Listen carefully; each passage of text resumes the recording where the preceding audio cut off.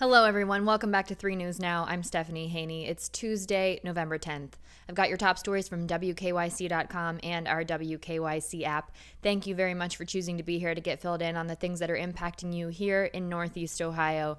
Today, we start with an update. Governor Mike DeWine did not have his press conference today. He instead will be holding an update tomorrow, a statewide address happening at 5:30 p.m. Of course, we'll have that for you on 3 News as well as our social media platforms on WKYC.com, in our WKYC app, and our Facebook and YouTube pages. We have some very surprising COVID-19 numbers today, and they are not looking good. We'll start first with an update, though, from Election Day.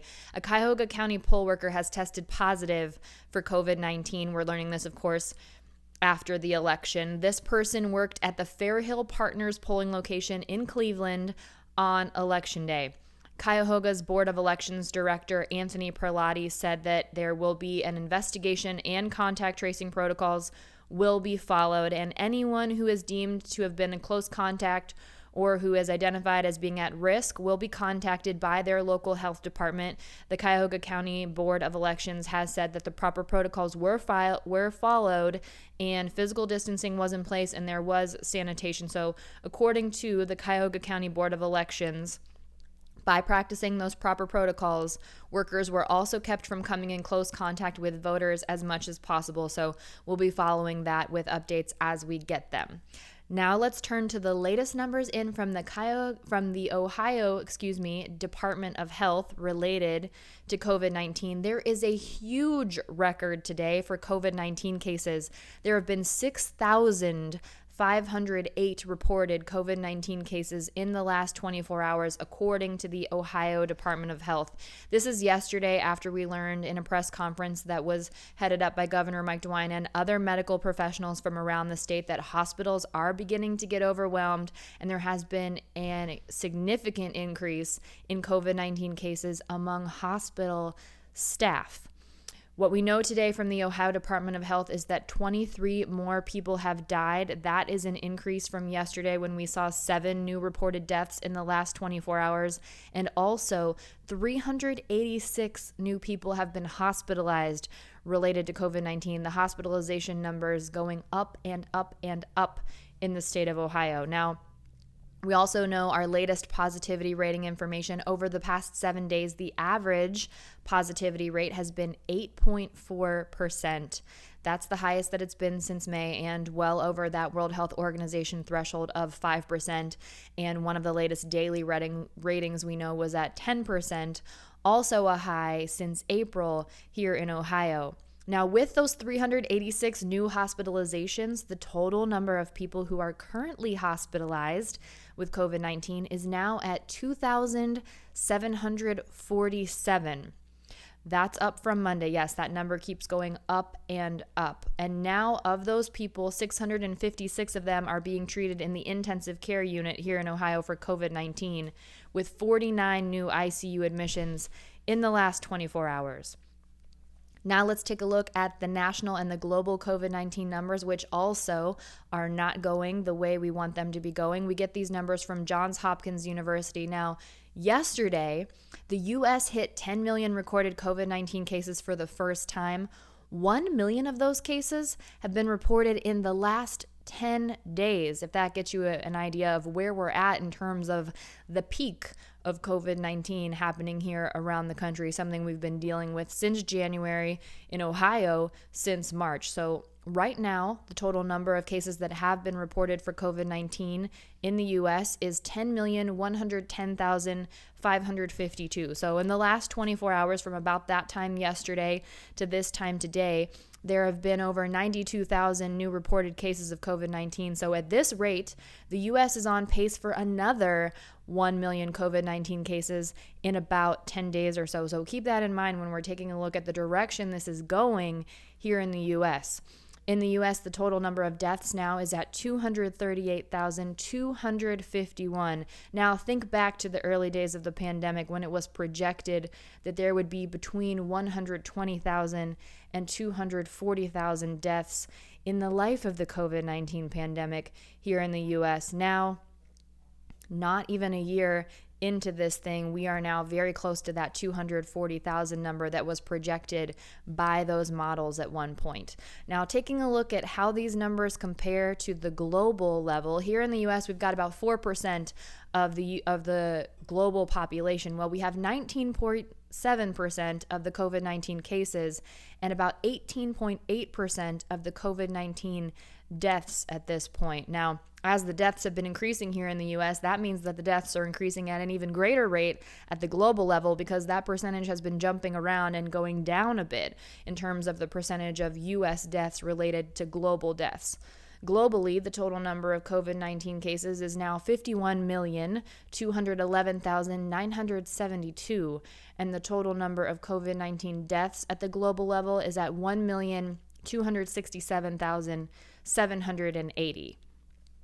While we are dealing with, as a nation, as a world, the COVID-19 pandemic, here in the U.S., something that is being argued right now in front of the U.S. Supreme Court is whether or not the Affordable Care Act will remain in place. So here's where things stand right now. Republican attorneys general in 18 states and the current administration under President Donald Trump, who is the outgoing president, want the entire Affordable Care Act to be struck down. This would threaten medical coverage for more than 23 million people, as I said, while we are in the middle of a pandemic. Now, on the other side, the state of California, which is leading a group of Democratic-controlled states, and the Democratic-controlled U.S. House of Representatives are actually urging the court to leave the law in place. So what they're fighting over right now is the mandate to participate and to have health insurance coverage, because right now there's no financial penalty attached to it. Congress acted in 2017 and made that penalty $0, but left the rest of the law untouched. Now, the Republicans who are arguing against the Affordable Care Act say that without the penalty, which means there's no tax attached to it, the law's mandate to have health insurance is unconstitutional here in the U.S. And they say that if the mandate goes, that the rest of the law should go with it, because the mandate was central to passing the Affordable Care Act. However, enrollment in the Affordable Care Act's insurance market has actually stayed relatively stable even after that effective date went into effect, when there was no longer a penalty for not having that insurance. And there are also many more people who get coverage through the Affordable Care Act's Medicaid expansion. So what we're looking at right now is the legal doctrine of severability. So what that means is, if that mandate is determined to be unconstitutional without that financial penalty attached to it, the question is, can the rest of the law still stand and remain in force? Well, it seems like the Supreme Court might be leaning that way. Chief Justice John Roberts was talking about what Congress intended with the law. He asked in oral arguments, he said, would Congress want the rest of the law to survive if the unconstitutional provision were severed or taken out? He said, here, Congress acted in 2017. They changed the law. They left the rest of it intact. So that seems to be a compelling answer to that question. Another conservative justice, Justice Brett Kavanaugh, said that recent decisions by the court suggest that the proper remedy would be to sever the mandate and leave the rest of the act in place. So there we have two conservative judges who seem to be suggesting that the proper approach here would be to get rid of the mandate and leave the rest of the law in place. Well, three liberal justices on the court are almost certain to vote to uphold the law in its entirety, but would likely join an opinion that would invalidate only the mandate. So a decision on this is expected in late spring, but here's the kicker. This case could be completely irrelevant if the new Congress were to restore even a modest penalty, even a small amount of a fee for not buying health insurance. So a lot of things could happen between now and then, but it does seem like the Supreme Court is leaning in the favor of leaving the Affordable Care Act intact. And again, with no decision expected until late spring, we don't expect an impact on people immediately, at least in the immediate future, and not before the inauguration, at the very least. Speaking of the inauguration, President-elect Joe Biden is speaking literally at this moment about defending the Affordable Care Act and also things that he thinks need to be changed to it. He has said in the debates that he would change it and it wouldn't be Obamacare anymore. Of course, the Affordable Care Act passed when former President Barack Obama was in office and Joe Biden was vice president about that time. He said that there are things that he would change that would make it into Biden Care. So we've got that up on WKYC.com and the WKYC app. Now, as we're talking about the inauguration, which is coming up here in January, Republicans seem to be, if not necessarily backing President Donald Trump's claims that there have been issues with the election, they're certainly not saying that there weren't any issues with the elections. In some of the latest here, President Donald Trump's campaign on Monday filed a lawsuit to stop Pennsylvania from certifying the vote for President-elect Joe Biden. The lawsuit claims that Pennsylvania officials violated the U.S. Constitution by creating, quote, an illegal two-tiered voting system. So the argument there is that voting in person was subject to more oversight than voting by mail, and that was in some way, if that is actually true, unconstitutional. Now, keep in mind, states have control over voting procedures. That's why voting is done on a state-by-state basis. That's why we have these separate state elections and not the large U.S. one election. That's why who wins the popular vote doesn't necessarily win the presidency, so on and so forth. So this lawsuit was filed against Pennsylvania's Secretary of State Kathy Boockvar and the boards of elections in Democratic-leaning counties that include Philadelphia and Pittsburgh. Now, Boockvar's office did not immediately respond to a request for a comment on this, but legal experts around the country continue to say there is no evidence of any voter fraud. There is no evidence with any issues with the count, and President Donald Trump's campaign team is filing these lawsuits in a last-ditch effort to delay the process, to delay the certifying of votes. So certainly, if some evidence comes out that is substantial and does need to be brought to the attention of the American people, we will absolutely bring that to you. However, the general consensus seems to be that these lawsuits, as the other lawsuits that have been filed by the campaign, will be dismissed and the process will move forward. Now, in the meantime, President Donald Trump's administration is blocking government officials from cooperating with President-elect Joe Biden's team. To take that a step further, Attorney General William Barr has now authorized the Justice Department to probe these unsubstantiated, let me stress that, unsubstantiated allegations of voter fraud. This was in a memo to the Department of Justice. Now, after that, Richard Pilger, who is a Department of Justice official who oversees investigations of voting crimes, actually stepped down. Now, getting to that point of the Republicans in power who are not necessarily backing what President Donald Trump is saying, but they're also not necessarily saying that what he's saying is not proven by evidence. Some Republicans, including Senate Majority Leader Mitch McConnell, continue to repeat the talking point that all legal avenues should be pursued. Again, this is despite the fact that the president and his team have presented no evidence of any legitimate voter fraud or issues with the vote counts. So these things will move forward through the legal process. They will have their day in court, likely to be dismissed unless some evidence is presented that we have not yet seen here to be presented to you. The Electoral College will firmly confirm Joe Biden's victory on December 14th, barring any issues, and then Inauguration Day is January 20th. So we have some exciting news for LeBron James, the kid from Akron, and also Ben Carson and President Obama. They have been named to a new list of the top 100 most influential African Americans in the world. This is a list that comes out from African Leadership Magazine, which is a magazine that's based in London. Some other notable people on the list include former First Lady Michelle Obama, Vice President-elect Kamala Harris, Tyler Perry, and also Oprah Winfrey. Of course, we know LeBron James here in Northeast Ohio is well known for his advocacy in Akron. He launched the I Promise School and Village, which has helped hundreds of students who have been underserved in that community. He was also acknowledged for his work to register thousands of voters ahead of the 2020 election with the More Than a Vote campaign and the work that he did with that. Ben Carson, also on that list, the Secretary of Housing and Urban Development, also on the list, former U.S. Secretary of State Condoleezza Rice, who served under President George W. Bush from 2001 to 2005, and the late Congressperson John Lewis was honored posthumously for all of his work as well, widely known as the Conscience of Congress, a tireless advocate for voting rights and for the message to get out the vote. So those are the people who have been honored there. Pretty great news there for our local guy, sort of local. He's out in Los Angeles now, but he'll always be the kid from Akron, LeBron James.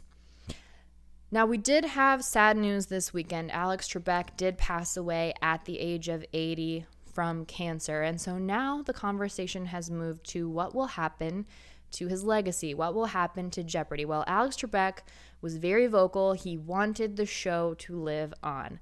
There's been lots of talk about Ken Jennings possibly taking over the hosting of the show. He's got the record for the longest winning streak on Jeopardy. He won 74 times in a row. He's also made the most money from appearing on game shows of anyone ever. That's not just Jeopardy. He's also been on Who Wants to Be a Millionaire. But Alex Trebek sort of joked about who he thought might replace him. He said that Betty White might be a good choice, who is 98, by the way. He said that they wanted someone maybe younger and funnier to take his place. He also joked back in 2018 about Los Angeles Kings play-by-play announcer Alex Faust maybe taking over Jeopardy, or CNN legal analyst Laura Coates maybe taking over Jeopardy. Who knows? It's a little bit tough to think about right now. Alex Trebek was such a staple for many households.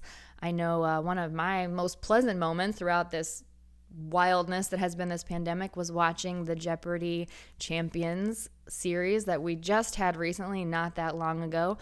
But we won't have to decide that right away. There are still episodes, and we have a pretty touching story up on WKYC.com about what it was like to be there for the final tapings of Alex Trebek's episodes. So make sure you check that out.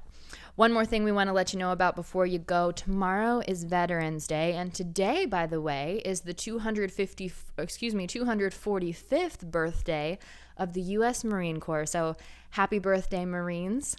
Tomorrow, Veterans Day, and on Veterans Day, it is pretty typical for businesses to come together and offer perks for the people who have served in our nation's military. Here's just a couple of them. We've got a whole rundown on WKYC.com, but Applebee's will be offering a free meal to both veterans and active duty military on Veterans Day. That's tomorrow, Tuesday, November 11th.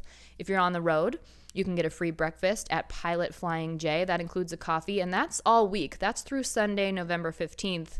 And even beyond that, Red Robin is offering a free burger and fries. Now, that doesn't start until November 12th, so maybe they're thinking there that there are so many options on Veterans Day, so they want to add it after the fact. So November 12th through the 30th, you can get that at Red Robin if you are a veteran and you join their Military Royalty Members Program. That's it for your 3 News Now update here for Tuesday, November 10th. I'll see you next up on What's New at 5 o'clock with your trending stories in Clicking in Cleveland. I'll see you back here tomorrow for more 3 News Now. Everybody, get outside if you can at all and enjoy this beautiful weather while it lasts, because it's November 10th and it's 70 degrees outside here in Northeast Ohio. I hope you get the chance to do that. Everyone, stay safe and be well. I'm Stephanie Haney.